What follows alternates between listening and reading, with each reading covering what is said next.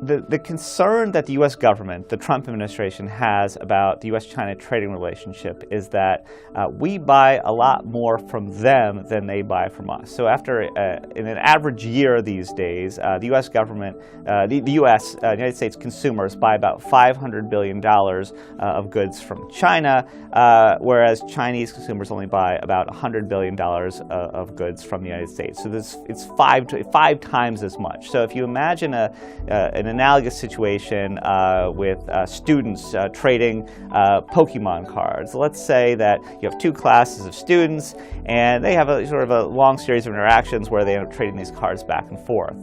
And let's say they do this over a few months or a year. It doesn't really matter the time frame.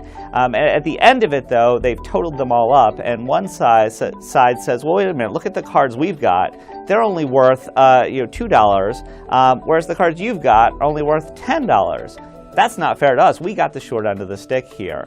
And I think that the Trump administration sees the U.S.-China trade relationship kind of in the same way. Now, most economists who look at that say that's not the way to measure two countries' trading relationships. And in fact, when we buy all those Chinese goods, we benefit from that. You know, that's one of the benefits of trade is we got good access to to these goods that we wanted. So they don't see the analogy. But the Trump administration is in charge of U.S. politics right now, and they see it that way. They see the fact that we only sold $100 billion, where the Chinese sold $500 billion. They see that as us losing, us getting the short end of the stick, us being in the situation of the class that only got $2 worth of Pokemon cards.